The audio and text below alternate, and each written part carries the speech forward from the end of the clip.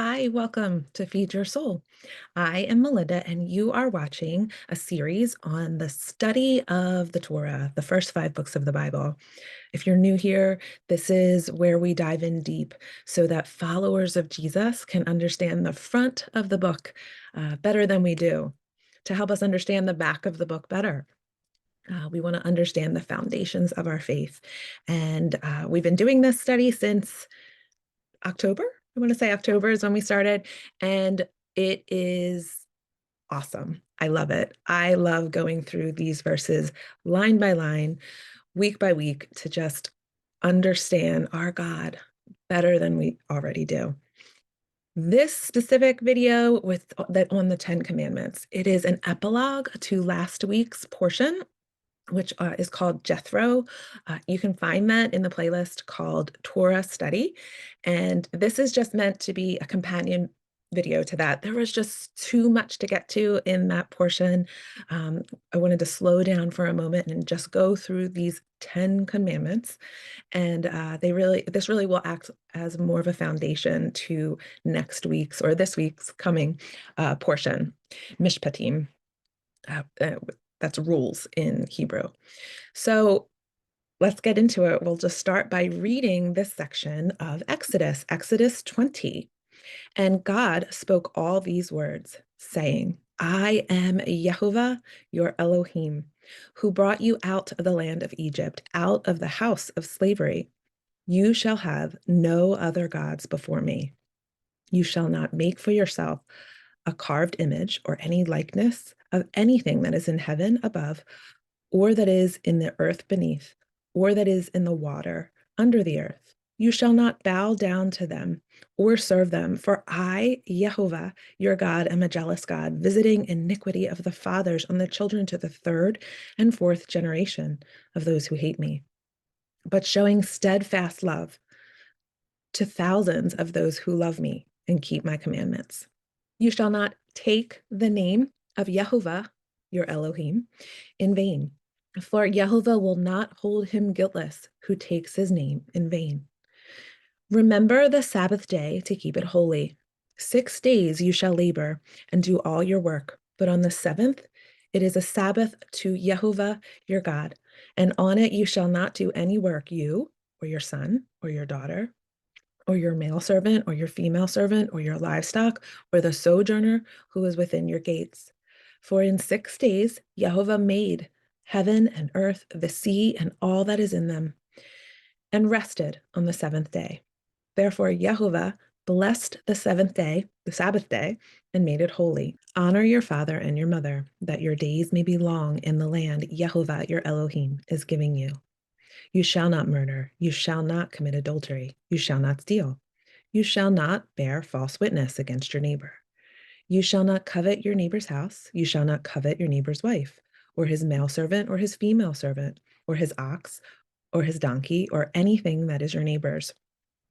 Now, when all the people saw the thunder and the flashes of lightning, and the sound of the trumpet and the mountain smoking, the people were afraid and trembled, and they stood far off and said to Moses, You speak to us and we will listen, but do not let God speak to us, lest we die. Moses said to the people, Do not fear, for God has come to test you, that the fear of him may be before you, that you may not sin. The people stood far off while Moses drew near to the thick darkness where God was. Okay, so that's the section we're going to focus on. And there's just so much there in those few verses, really. It's not that many verses, but it is really the foundation of what both Judaism and Christianity really believe that their faith rests upon. And whether we admit it or not, all of Western civilization really is based on these 10 commandments and also much more of the Torah, the instructions of God, like the fact that we have many of these commandments as statutes and laws in our own countries and our own governments. It is based upon the foundation of the Word of God. And so we'll get to see that more and more as we go through this coming week's portion, which has a ton of rules and statutes that just help manage our relationships with other people. And it's beautiful, really, when you think about God cared enough about how we interact with our fellow human to give us these laws, these instructions. So the first thing I wanted to slow down and take some time to point out is what's kind of depicted here on your screen. I alluded to it last week in Jethro, but there is a definite intention here in Exodus to, especially when you're reading it in Hebrew, and I am not a fluent Hebrew reader. I can sound out short phrases and find their meaning. Um, but I listen to people who are much smarter than me and who are fluent. Um, my fluency is growing. But when you look at the Hebrew here for, we're going to compare and contrast the section on the burning bush and also here on back on the same mountain with the 10 commandments, or really it's 10 words in the Hebrew. So back on at the burning bush, when Moses is with the sheep and he sees this bush that does not stop burning, right? Think fire, smoke, burning. Um, he approaches and is in a conversation with God, right? But before we move into that conversation, let's look here.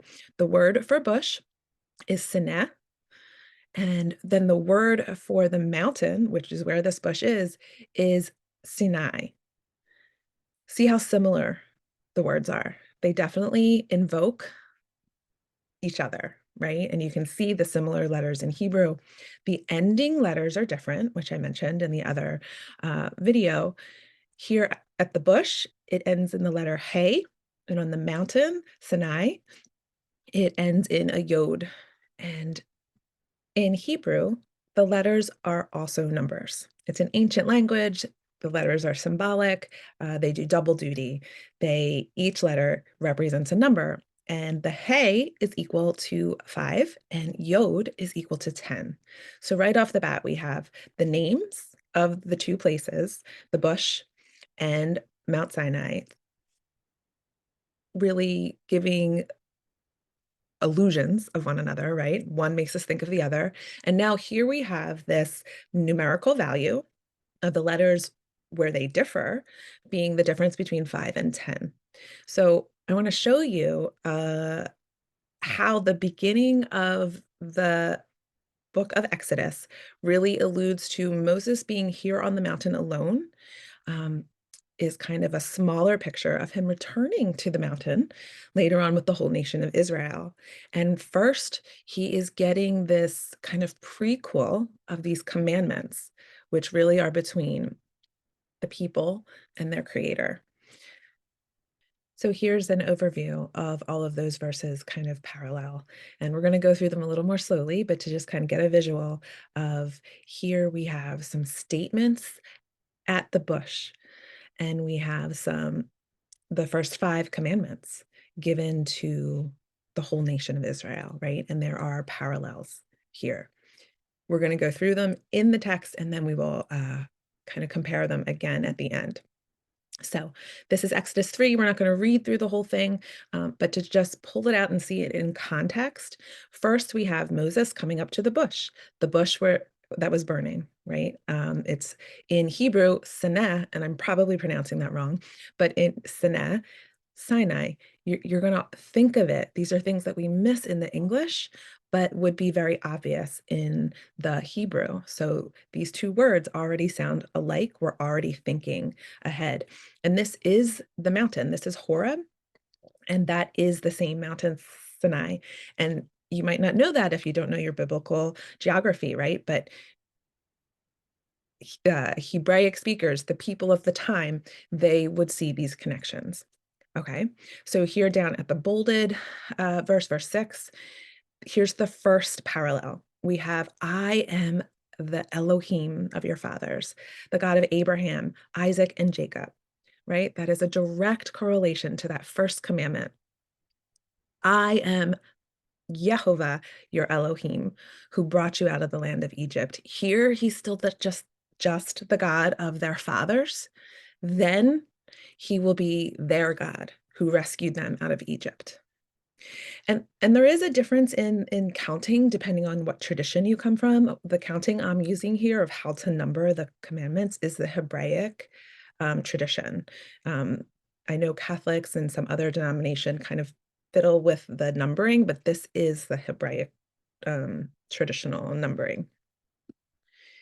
Okay, so commandment number 2, and its parallel at the bush, is, but I will be with you, right? I will be with you. You shall have no other gods before me. I am with you. I am your God. Um, just a short and sweet, I am the one who is going to bring you out of Egypt. I will be with you, is just a lovely parallel to you shall have no other gods because I'm the one who's going to rescue you. Right. And then the third commandment might be kind of clear. The statement here at the bush is God is telling Moses his personal name. Moshe says, "Who shall I tell them sent me?" Right? And God responds, "I am." He tells them, "Tell them I am has sent you."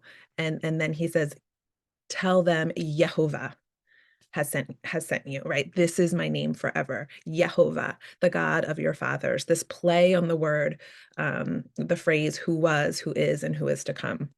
I am. I exist. I am the one who is and always was and always will be.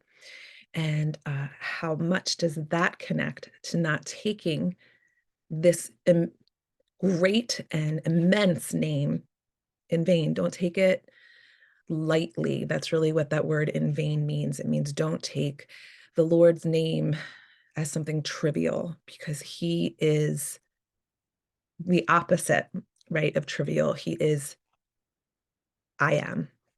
So the third one connects his name to don't take his name in vain. Now, this fourth one is kind of pulled through these next several verses, but we see this whole imagery of rest, right? So the fourth commandment is about the Shabbat, Sabbath, right? So we see these people who are going to be pulled out of slavery, that God is telling them, I promise you, I will bring you out of the affliction. I promise. God, the God of the universe, the creator of heaven and earth, is promising something to people, right? Um, and that he will let you go. Pharaoh will let you out. You will be able to go. You will be able to go and have a rest when you come to me. And we see just this whole paragraph here is Sabbath isn't just about rest.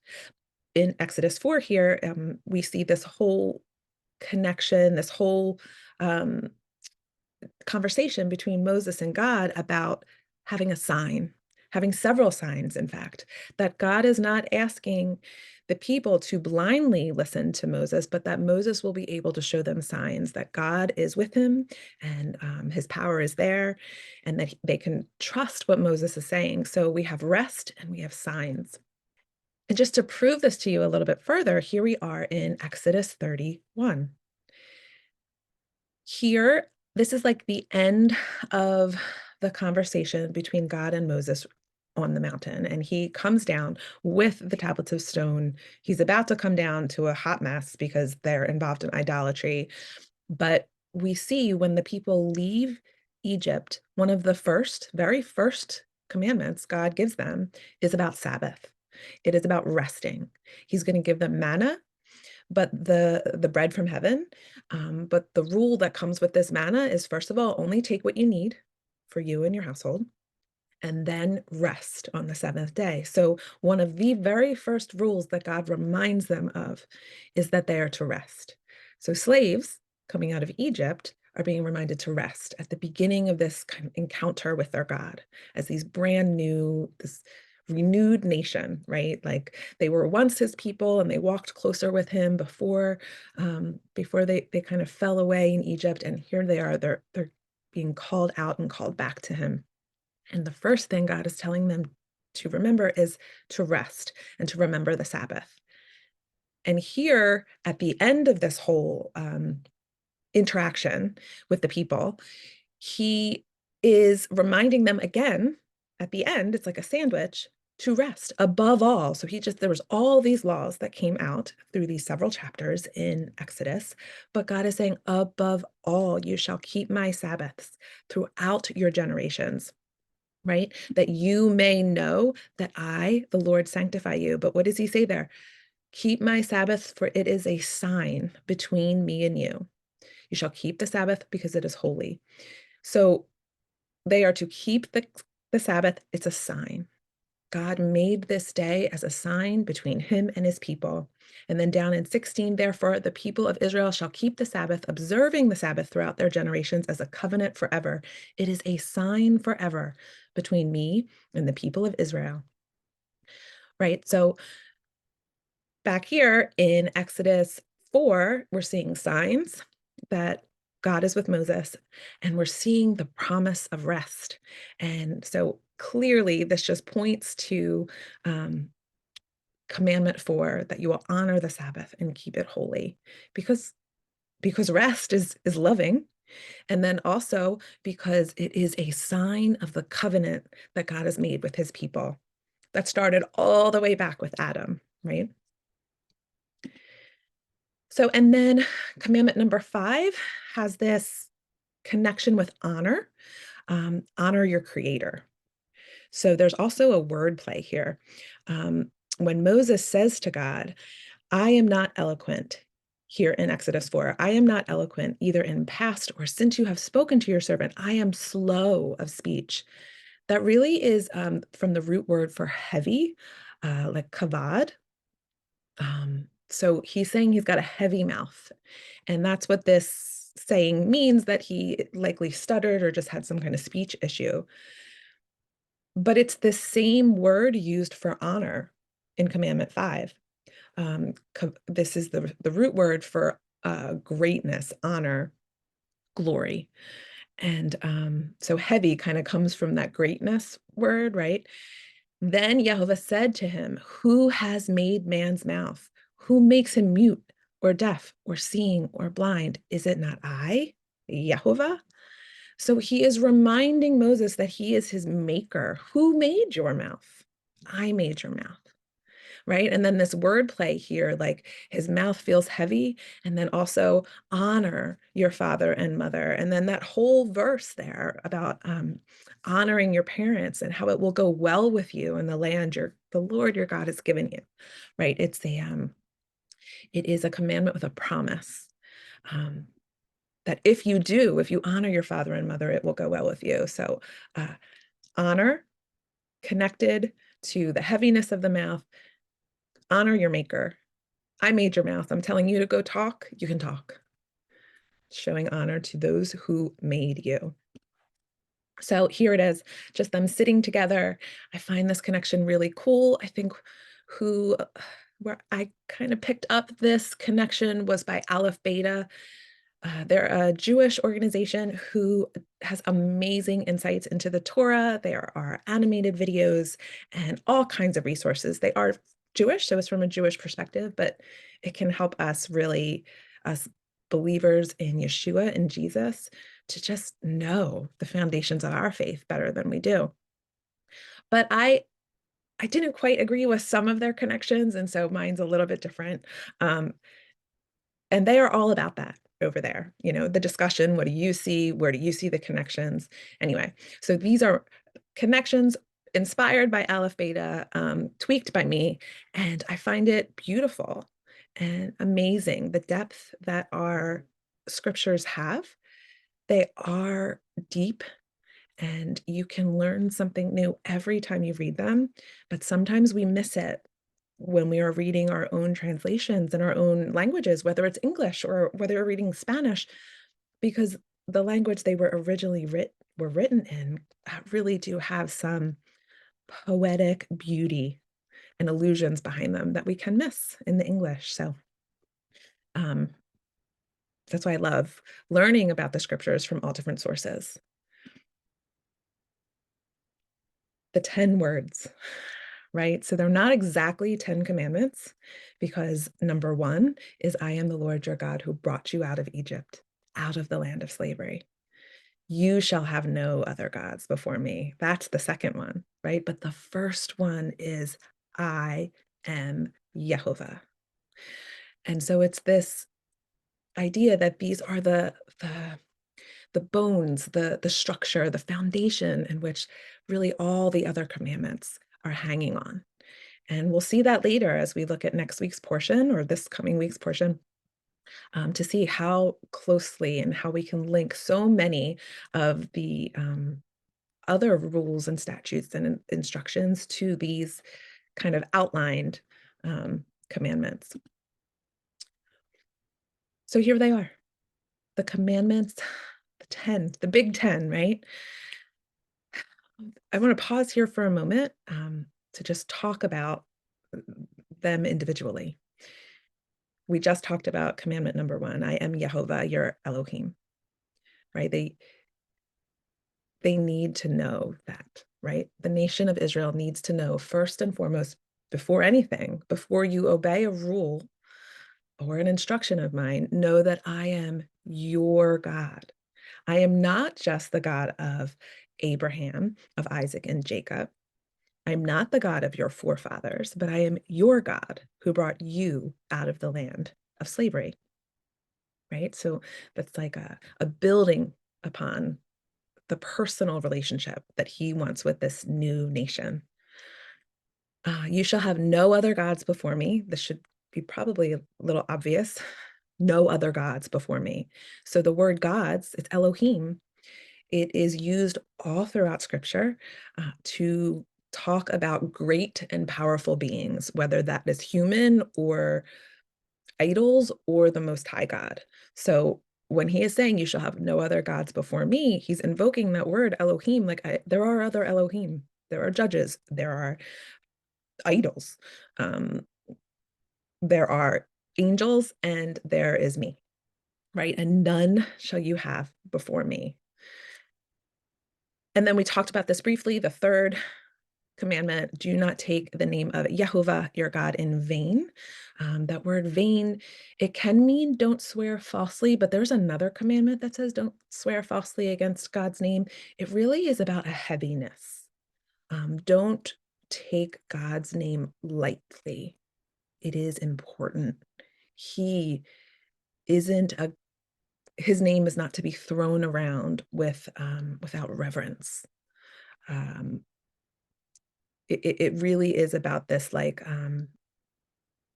falsehood, but falsehood in a way that doesn't give the proper respect to something. The Sabbath day, again, talked about that. It is a sign. It is important. It is the fourth commandment. It is a symbol of a covenant with our Maker. I think it's interesting, um, to put it kindly, that so much of mainstream Christianity likes to spiritualize this one commandment. The rest of these are clearly, we don't spiritualize that we shouldn't murder. It's clear no one should murder. No one should be stealing. No one should be committing adultery. But when we get to this fourth commandment, remember the Sabbath day, we talk about Jesus being our Sabbath, right? Or we rest in the Lord. And I will challenge you, not with any condemnation or judging how you are structuring your week, but it's in the Big Ten. It was reiterated as the people walked out of Egypt. It will be reiterated again at the end when Moses comes down off the mountain. It is talked about again in Deuteronomy. It is talked about all through the Tanakh, the rest of the Old Testament. The seventh day is part of a pattern in God's calendar, and it's here. It's here on this list. I challenge you to just kind of strip away what we've kind of heard. It's really a Catholic doctrine that gathering together, that the Lord's Day is Sunday, and that kind of replaces the Sabbath. So think on it. Honor your father and mother, number 5. That goes on. It's expounded upon in other places when these commandments are repeated. It is a huge commandment, right? It is one of the ones that Jesus talks about and calls the Pharisees out for not honoring. when he's speaking about, he quotes Isaiah and says, "You pursue the traditions of men rather than the commandments of God." And he specifically is talking about honoring your father and mother. It's a big deal. Do not murder. Do not murder. Um, the word is do not kill, but there's a discussion about what that means. Does that mean are you guilty of this if you kill in defense or you're killing in war to protect your country? Um, Really, the idea is do not murder out of the intention to kill another person um, for selfish reasons, right? It's different than self-defense. Do not commit adultery. Pretty self-explanatory. Do not go outside of marriage. Um, what it actually meant in the time it was written is a little bit different than how we apply it now, because marriage then, you couldn't actually really commit adultery if you the rules about adultery were a little different between men and women than, um, in the society in which they lived, but we'll save that for another video. Do not steal. Stealing was a big deal. Some versions of this, some Hebraic thought is that this is do not steal people, like do not kidnap, which really I think do not steal should absolutely apply to humans, but do not take what is not yours. Do not bear false witness. The Hebrew actually says like against a friend. Um, when you have power and you are in when you have power and you are in a place where you could impact somebody else's life because you are giving a testimony about what they've done, you need to be careful that you are being truthful, because when you have power, you are held to a higher standard of how you speak. So this is do not bear false witness against your friend, right? Because you could harm them. And then do not covet. Do not want what is not yours. Do not want a life that you have not been given. Do not want things outside of what God has provided for you. And I don't know if anyone has pointed this out, but the first 5 commandments are clearly how we are to relate to us and authority, right? The first 4 are really about how we relate to our creator, our heavenly creator. And then the 5th one is how are we to relate to our earthly creators, right? So this is this us and authority kind of relationship. And then the rest of the commandments, the other half, are about how we relate to people, right? So if you've never seen that before, they're structured in that structure, seemingly on purpose.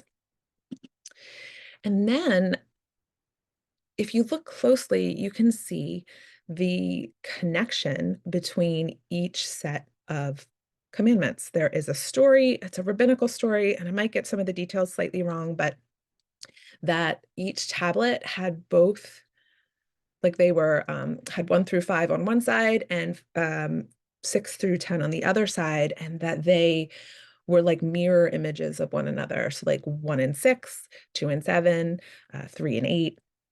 And they expound on one another. And so I thought that that was a cool idea that we could look at here, because we'll actually see some more commandments and rules in the next Torah portion that really do point back to the Big Ten.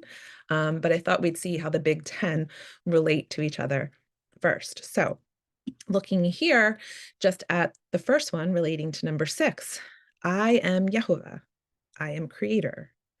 I am your God, right?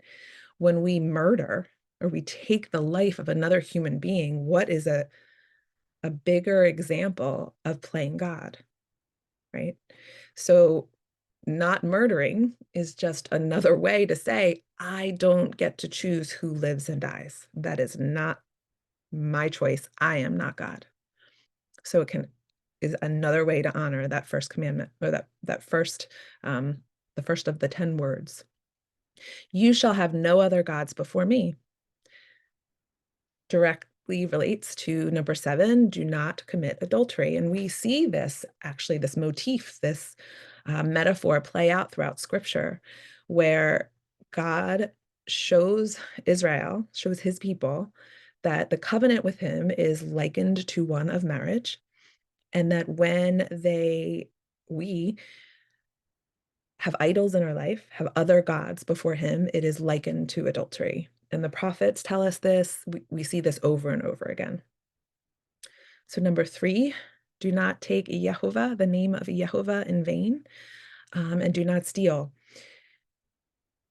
This I see being related as God is. He has this might and this power that is above all else. If we use his name, or more than his name, because the word for name in Hebrew, Shem, is really, it can be more than that. It can be um, your name, like your reputation, right? We can say, like, don't mar my good name, right? We're talking not just about my name, Melinda, but we're talking about the reputation that I have.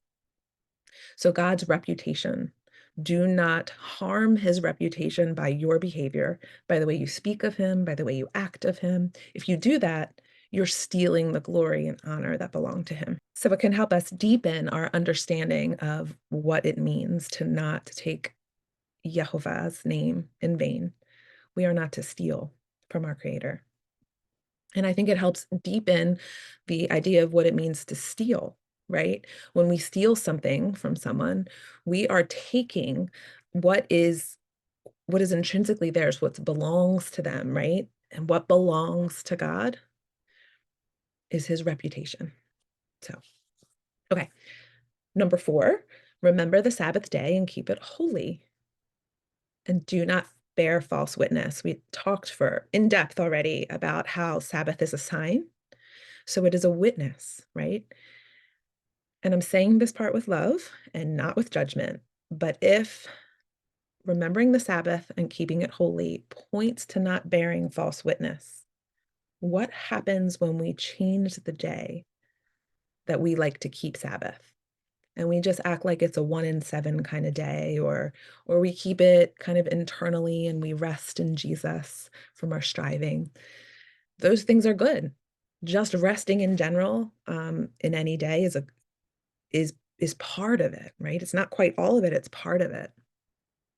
And resting in the work of Yeshua on the cross, and that he is now our high priest, we can rest in that. We know that, we have that assurance. But do we have the right to change the Sabbath, or is that bearing false witness to a sign of a covenant that God made with his people? I think it's something to think on, right? And then number 5, connecting to number 10, honor your father and mother and do not covet. On the surface, you might not see a connection, but honoring those who created you in the life in which you were given, and we're talking about a good father and mother who lovingly provide for their children the life to the best of their ability. But then a lot of times we can be over here kind of cursing what we have. And why didn't we have more? And why weren't we why weren't we born into that type of lifestyle or that type of family? Do we want more than what we were given? And to aspire to earn more is, I think, a different thing than coveting what other people have. And when we covet, we are really saying what we were given isn't good enough. And so you can kind of see the connection there. So do you see any other ways that the first 5 mirror or add depth and meaning to the second 5 and vice versa? I'd love to hear about it. There's more ways I think these can kind of show us parallels of one another. So I'd love to hear your thoughts in the comments. So that was it. That was my little epilogue on the 10 Commandments, so that we can just have had some time to just look at just these few verses in Exodus 20. These commandments are really for our good. They are a template for the other commandments, the other instructions, and I think maybe that's an even better way to talk about the Torah. They're instructions of God. Right. And I want to point out something that kind of just occurred to me. So we have love the Lord your God here, right? We have, I am the Lord your God, have no other gods before me. That sounds similar to a command we have later on, love the Lord your God with all your heart, soul, mind, and strength. Jesus quotes that as the first and greatest commandment. And he says the second greatest is like it, love your neighbor as yourself. Where is that? Is that on these commandments? Well, I say yes and no. That love your neighbor as yourself is written straight out. It is verbalized in Leviticus, but it's also here in these commandments. When you are the whole second side, love your neighbor as yourself. It's flipped here in Hebrew. The opposite side. I don't know if this mirrors. So anyway, on this side, the second side, 6 through 10, um, it's all about treating others the way you would want to be treated. And this is sometimes people can push back at this, and sometimes people don't treat themselves very well, right? But this is considering a healthy person who takes care of themselves. How would you want someone else to treat you? And that really can be kind of the summary of all of the laws of God, to love the Lord your God with all your heart, soul, mind, and strength, and love your neighbor as yourself. And then that's what Yeshua says, that all the law and the prophets hang on those two commandments. So we have that as being like the main two premises of the Ten Commandments, really, right? That vertical, love the Lord your God, and then that horizontal, and love your neighbor as yourself. And then each individual instruction we see in the Torah really falls into one of those two categories. So thanks for joining me for this little deep dive into the Ten Commandments. Keep an eye out for some new helpful Hebrew. I'm trying to get caught up there. I know I kind of slacked off on that playlist, so we're going to get caught up. And then this week's portion is rules, mishpatim. And I know I pronounced that wrong, but it's going to be a good one. It is all about, it's a whole portion of laws and rules, and it might be one that you kind of glaze over, but I'm going to challenge you to not. I love it. I love pulling out these instructions of the Lord that are for our good and that are just evidence of a God who loves us, to care how we interact with one another. So, all right, I will see you next time.